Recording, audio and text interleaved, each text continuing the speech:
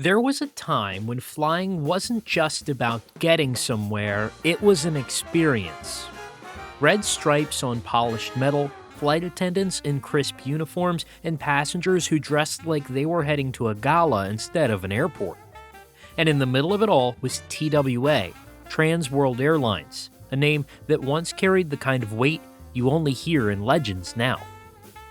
This was the airline that defined what it meant to fly in style, helped shape the golden age of aviation, and for decades stood as a symbol of American ambition. But like so many giants of that era, its story ended in heartbreak. Welcome back to A Brief History, a series where I dive into the history of the most influential airlines and airplanes in aviation history. Today, we're looking back at the rise, the fall, and the lasting legacy of TWA, the airline that made flying glamorous. Transcontinental and Western Air, the carrier that would become TWA, was born from consolidation. On July 16, 1930, several smaller carriers were merged into Transcontinental and Western Air to create a single coast-to-coast operator capable of handling both airmail and scheduled passenger service. The merger was encouraged by the Postmaster General as Washington pushed to streamline airmail contracts into larger, more reliable carriers. Within months, the new airline began operating one of the earliest all-plane transcontinental schedules connecting New York to Los Angeles with multiple stops along the way. In the 1930s, TWA marketed itself as a cutting-edge option for long-distance travel. The company quickly moved from small tri-motors and mixed-rail air services into more modern aircraft, notably the Douglas DC-2 and, beginning in 1937, the Douglas DC-3. The DC-3 in particular changed the economics of passenger flight. It was reliable and profitable, operating on passenger revenue alone, and it enabled TWA to offer faster, more regular transcontinental service, transforming air travel from an adventurous novelty into a practical way to cross the country. The mid-1930s also brought industry upheaval. The airmail scandal of 1934, which accused favoritism in airmail contract awards, and the resulting Airmail Act forced changes in airline ownership and government contracting that affected TWA's corporate structure and finances. The company weathered the shakeup but emerged in an environment where larger airlines and stronger leadership would become divisive competitive advantages. Howard Hughes' involvement marks the turning point from a strong domestic trunk carrier into a global, style-driven airline. Beginning in 1939 and consolidating control through purchases into the early 1940s, Hughes quietly accumulated a controlling stake in TWA, although he rarely held an official title. He exercised enormous influences, appointing directors, shaping strategy, and directly intervening in equipment decisions. Hughes saw an airline not merely as transport, but as a statement of technological excellence and glamour, and he pushed TWA to embody that vision. Hughes's most visible technical and marketing legacy was his role in the birth of the Lockheed Constellation.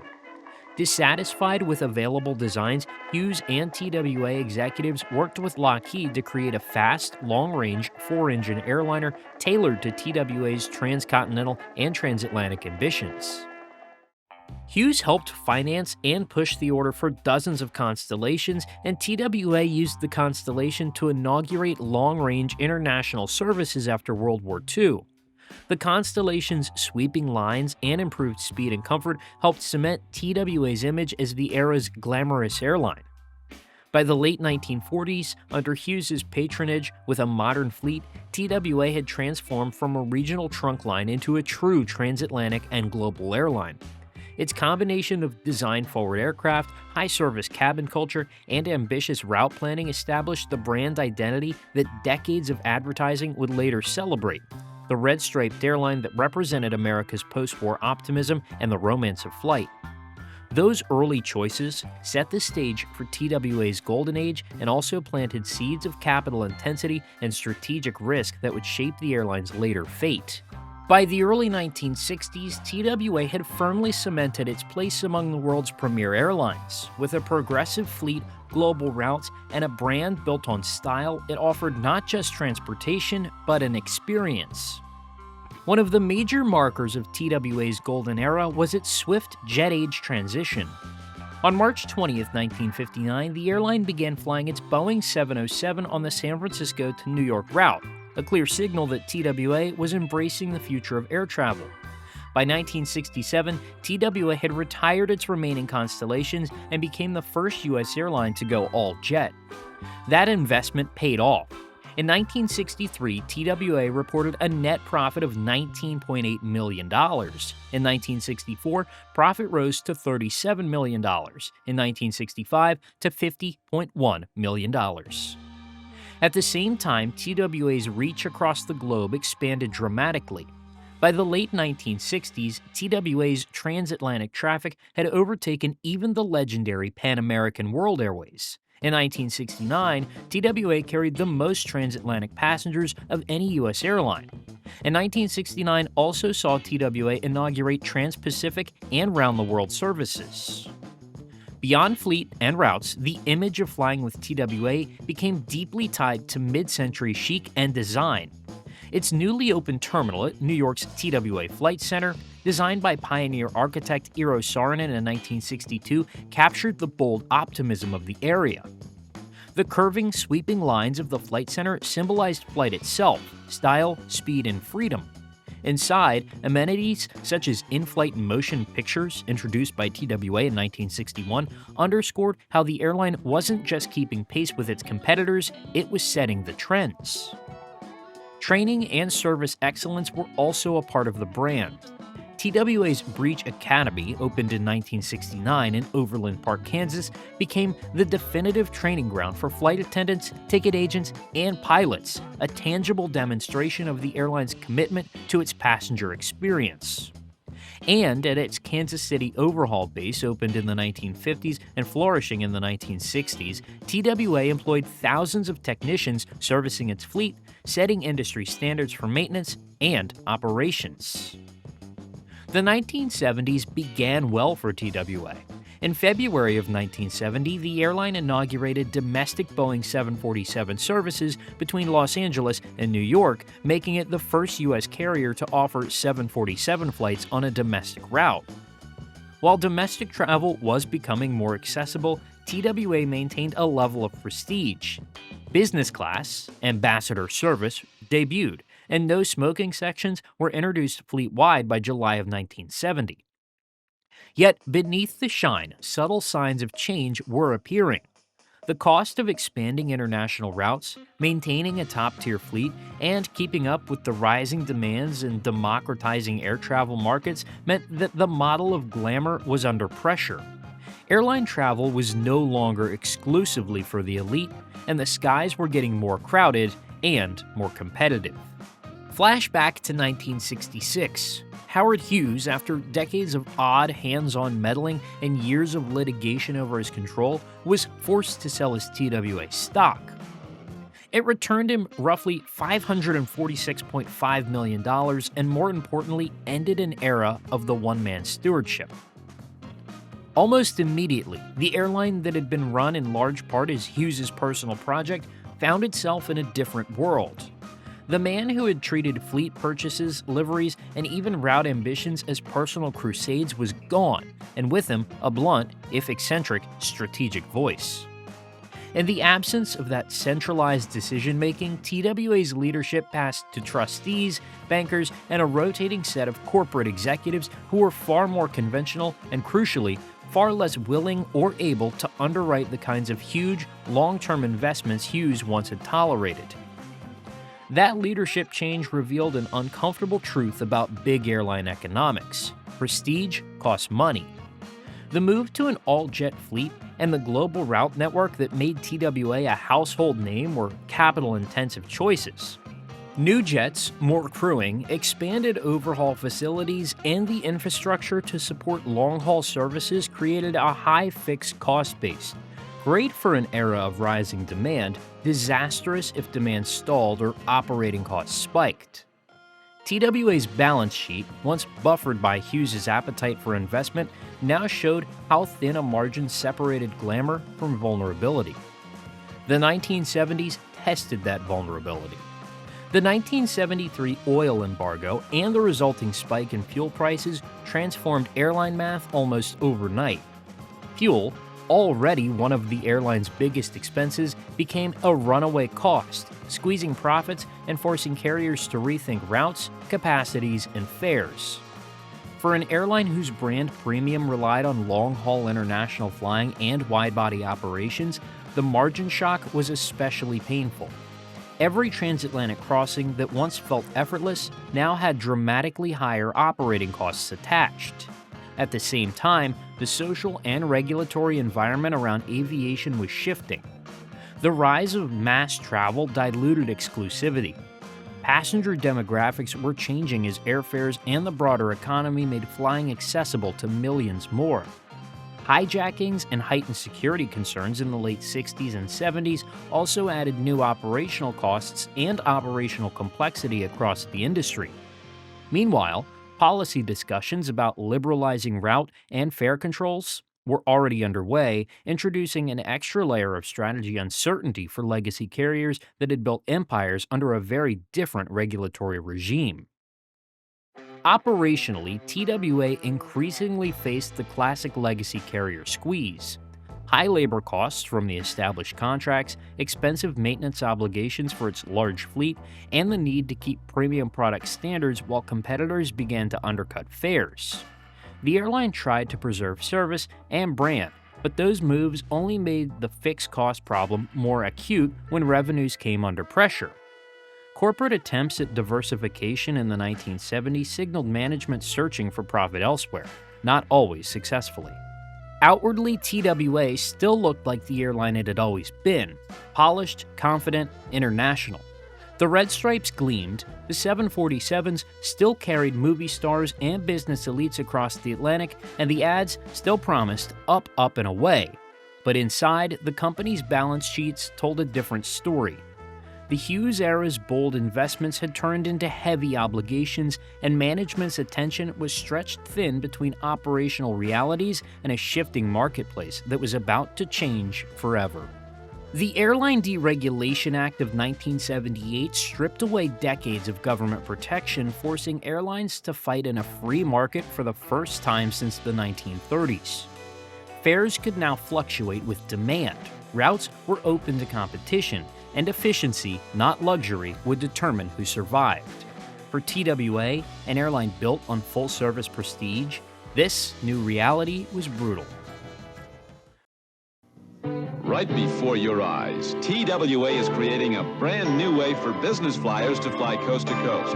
A business class in a separate cabin with bigger, wider seats than in coach, but fewer seats so you're less crowded. It's TWA's new ambassador class to the East Coast, with enough room for anybody. Even if you're 7'1" or taller. Taller. Little. You're gonna like us, TWA.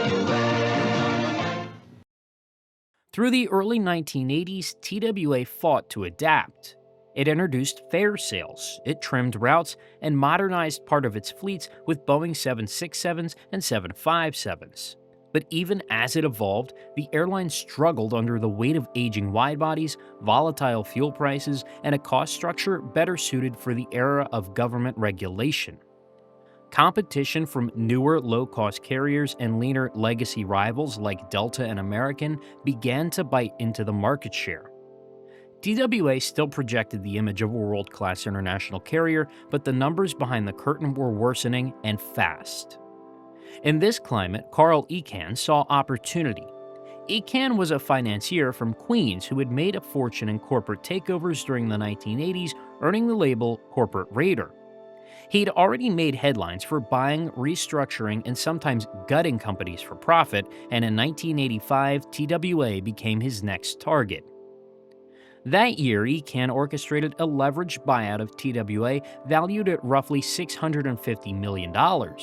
On paper, it looked like a bold rescue. Icahn promised investors he could turn the struggling airline around. In reality, the LBO loaded the company with enormous debt, forcing it to focus on paying back loans rather than competing in an increasingly ruthless market. Within 2 years, TWA's debt had ballooned to over $3.5 billion, and Icahn began aggressively cutting costs. Most famously, Icahn sold TWA's most profitable transatlantic routes, its crown jewels, to American Airlines in 1991 for $445 million. Those London Heathrow routes had been the pride of the airline since the 1950s, carrying more prestige and profit than nearly any other operation. Losing them gutted TWA's international network and permanently crippled its ability to compete globally. Internally, morale plummeted. Pilots, flight attendants, and ground crews, many of whom had spent their entire careers with the airline, saw Icahn's move as a betrayal. Labor relations became toxic, strikes and lawsuits mounted. The once celebrated TWA culture of service and pride eroded under financial austerity and uncertainty. Maintenance standards remained safe and professional thanks to the airline's crews, but the reputation for luxury and polish that had defined TWA for decades began to fade. By the early 1990s, Icahn had extracted hundreds of millions of dollars in fees and profits from TWA, even as the airline itself teetered on the brink. In 1993, he finally stepped down as chairman, leaving behind a company burdened by debt and stripped of its most valuable assets. Industry analysts at the time described the airline as a shell of its former self. After Icahn's departure, TWA attempted to rebuild under new leadership. The airline modernized its image with a refreshed livery and expanded domestic operations through its St. Louis hub, but it was too late. Deregulation had produced an era dominated by mega carriers with stronger balance sheets, and TWA no longer had the scale or cash to compete. What had once been an airline that symbolized freedom, adventure, and modernity had become a cautionary tale in corporate America, and soon tragedy and inevitably would finish what corporate greed had started. Even after the Icahn years, TWA staggered on, trying to rebuild, modernize, and survive. The 1990s were a fight for relevance. The airline restructured, changed leadership multiple times, and attempted to realign routes and hubs, but the structural damage was deep. The business that had once been built on long-term brand-driven investment was now weighed down by debt, shrinking margins, and the new economics of an industry that rewarded scale and efficiency above nostalgia and design. The decade brought both operational trouble and public tragedy. In 1996, the loss of Flight 800, a Boeing 747 that exploded off Long Island with 230 people aboard, delivered a blow that was emotional and reputational as much as operational. Investigations and speculations followed for years. The accident left a deep scar on the airline and its public perception. And by 2001, the story had reached its final chapter. American Airlines moved to acquire the remains of TWA, and the handover was complete in late 2001. During the transition, some aircraft briefly wore a hybrid paint scheme. American's tri-colored cheat stripe on the fuselage paired with TWA tiles and tail markings on certain airplanes, a small, visible reminder that a storied name was being folded into a bigger carrier. Booking under the TWA name ended on November 30th, 2001, and the ceremonial last flight and the physical removal of TWA signage were completed on December 1st, 2001. Not every program, order, or plan survived the takeover. In 1998, TWA had placed an order for 50 McDonnell Douglas MD-95s, later rebranded as the Boeing 717. After American acquired TWA, American initially considered continuing the order, but ultimately canceled the undelivered 717s. The 717 program itself continued in small production for other carriers until Boeing ended it in 2006. The aircraft that had been intended for TWA were absorbed elsewhere, delivered to other operators, or canceled, and the type today remains in service primarily with Delta and Hawaiian. A persistence of the old TWA lives on in the 757s that changed hands during the post-merger fleet churn. Many of the Boeing 757-200s that once flew for TWA and then American ended up in Delta's fleet when Delta grew its 757 fleet in the 2000s. Delta received a block of former TWA 757s in 2007 and integrated them after interior and system upgrades. If you like plane spotting details, Boeing offered the 757-200 in different exit configurations, either with 2 overwing exits per side or with a single Type 2 exit behind the wing. Many of the ex-TWA 757-200s in Delta service carry the door immediately after the wing and the Pratt & Whitney PW2000 engines. There was, however, a gentler way the TWA name re-entered the skies. American Airlines has honored its acquisitions with heritage liveries, and one of those tributes is a Boeing 737-800 painted in classic TWA colors, the TWA RetroJet. The airplane brings the look of the past into the present and has become a nostalgic crowd pleaser at airports and airshows. Side note, I flew the TWA RetroJet for my Delta vs. American economy battle video. If you want a first-hand comparison of modern economy on carriers that carry TWA's history, go watch that one after this episode. And for those who want to step inside TWA's past in person, the TWA Flight Center at JFK has been reborn as the TWA Hotel. Restored and reopened in 2019, the hotel uses Saarinen's iconic architecture as its centerpiece, houses a restored Lockheed Constellation cocktail lounge, runway side rooms, and a rooftop observation pool. It's a living shrine, a place where design, memory, and commerce meet, and one of the most visible proofs that while the airline's corporate existence ended, its cultural life didn't. The terminal's preservation and the hotel's success have created a pilgrimage site for aviation fans and regular travelers alike. In the end, TWA's story isn't just about airplanes or business plans. It's about ambition, identity, and how even the biggest names in aviation can fade when the world around them changes. Trans World Airlines began as a dream of connection, of crossing time zones, oceans, and cultures with style. For decades, it defined what air travel could be: glamorous, global, and ahead of its time. But by the turn of the millennium, the world it helped create had moved on. Deregulation, corporate raiders, and a new generation of low-cost carriers rewrote the rules, and TWA, the airline that once taught America to fly, became one more casualty of that shift.